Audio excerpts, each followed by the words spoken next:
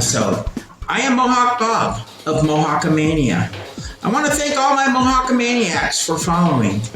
I am a subsidiary of Thunder Night Entertainment, where we make a lot of movies that really mean something. This whole Mohawk thing started as a joke with my kids. They were in elementary school, and it was crazy hair day. So I talked to my kids and I said, hey, let's do Mohawks. The second thing is I said I was going to cut my Mohawk off the next day.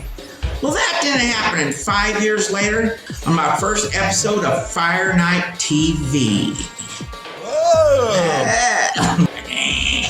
So thank you for tuning in, and let's get this show on the road, brother.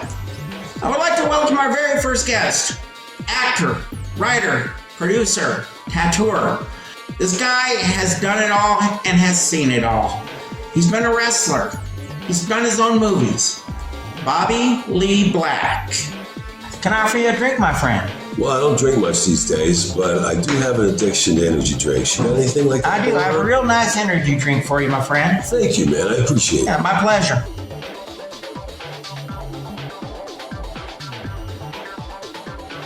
My first question for you, Bobby Lee Black, is how did you get in the entertainment industry?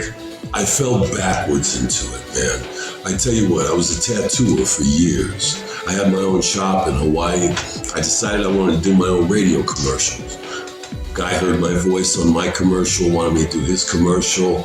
Next thing you know, I got bit by the radio bug and off I went. It was crazy. Very cool, Bobby. Now, let's talk about your DJ time that you did for many years. I loved it, man. It was a hoot. It was probably my favorite part of the entertainment industry. I got to hang out with rock stars. I got to interview rock stars. You know what I mean? It was cool, man. I had a ball. That is awesome, Bobby. I bet you had a lot of fun in all those days that you did this. I sure did, man. I sure did. Let's talk about your wrestling career that you were in for many years. Weird enough, that comes right out of my radio career. I did some commercials for a guy named Brian Adams, who was the Crush back in the day. And he had opened up a gym in my town. And I did some commercials for him, and he gave me a lifetime membership to the gym and then talked me into coming and working out. And before long, he had me talked into going to wrestling school. And I went and did that for a while, and I ran around the country falling down and yelling at people and running amok. But the coolest part of my wrestling career was when I came to Denver, and I opened up a wrestling school called Slam City with my partner Dan Magnus, and we started our own wrestling league here in town, and we still hold the record for some of the largest independent league matches in history. That is absolutely freaking awesome. I bet you, you met a lot of interesting people throughout your wrestling career. Sure. Who was the most famous that you wanted to live up to, who wanted to be your hero in the wrestling business? Well, I had the opportunity to meet Bret Hart at one point, and as far as a good, honest, decent human being, that's who that is. It's hard to find those people in the entertainment industry. Brian Adams was another really good, decent human being, but they're very, very rare, Yeah. I've always been fortunate enough to be surrounded by those people. I've never really had a lot of bad experiences with celebrities, whether it was musicians or actors or wrestlers. I've never really had a lot of bad experiences with anybody. Well, that's totally awesome. Now, you just brought up the topic of acting. I know you're making movies.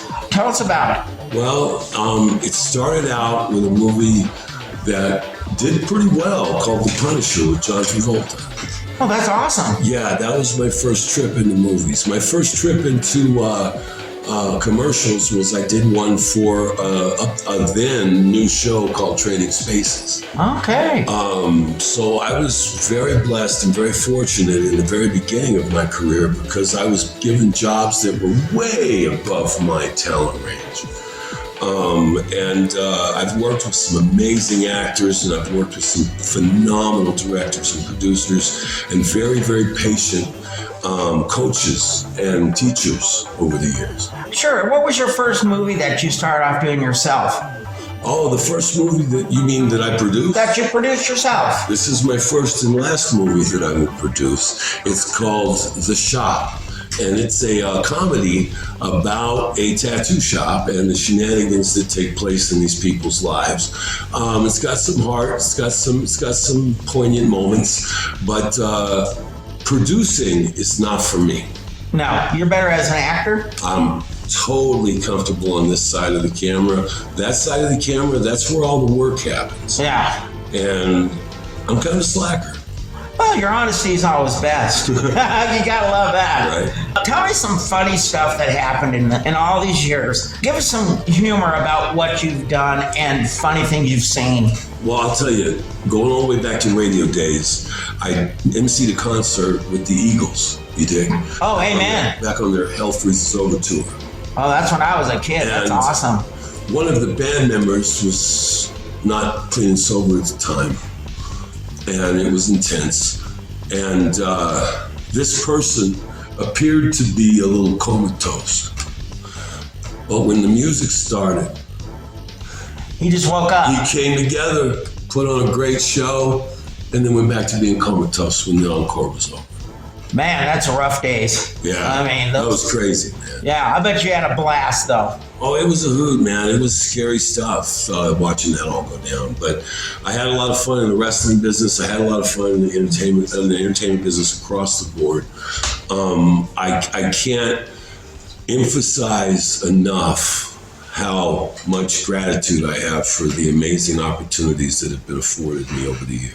Well, you've been really blessed. I think that's amazing. And it's all due to you, Bobby. You're a great person. You treat people right. I think that's just a great thing for you. Well, you know, that always wasn't the truth. Yeah. A grand change has taken place in my life. I've taken on a different pathway, and I'm kind of grooving in a different direction now. And I'll tell you when it started. Hang on. Let me tell you when it started. Yeah, drop back a bit. I was reading a book. In a paragraph in the book, the beginning of the paragraph said, it was about a dude that was a writer. And it said, in the autumn of my life, looking over the pages I've written, I regret not the things I've done, but the things I've left undone. The wines I haven't drank, the women I haven't loved, and the songs I haven't sung. That's a beautiful thing.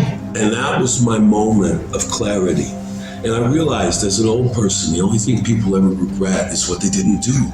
You dealt with your battles, and you come out on top. It's been quite amazing, I think, my friend. Well, and the cool thing is the early part of my life that was all chaos is what I portray in film now.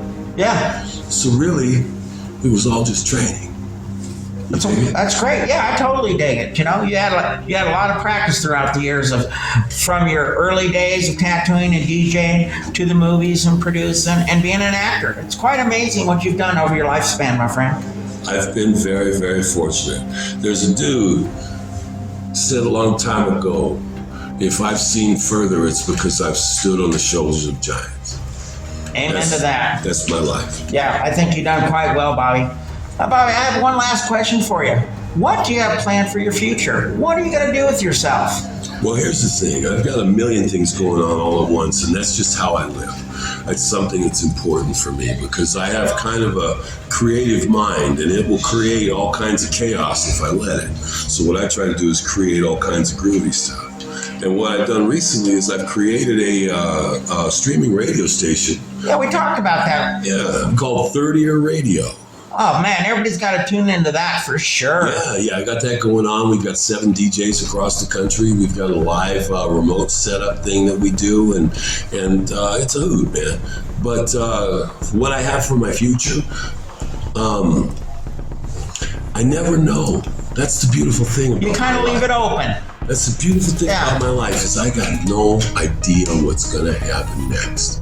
Yeah, the doors will swing wide open for you. That's for damn sure. Well, all you got to do is walk through them. That's it.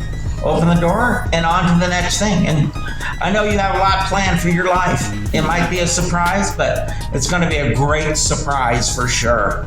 I sure hope so. If it keeps going the way it's been going, it will be. Yeah, you're stellar, man. Bobby Lee Black, I'd like to thank you for coming on FireKnight TV. Right on, my brother. Thank you for having me. Yeah, thank you, my friend. I want to thank you all for coming on our very first episode of FireKnight TV. What I do is for you. I totally enjoy doing Mohawks. I want to thank Thunder Night Entertainment. I want y'all to go out and see The Realm of Shadows coming 2022. It's going to be a fantastic movie. I really think that you're really going to enjoy it. Thank you for coming on FireKnight TV. Realm of Shadows.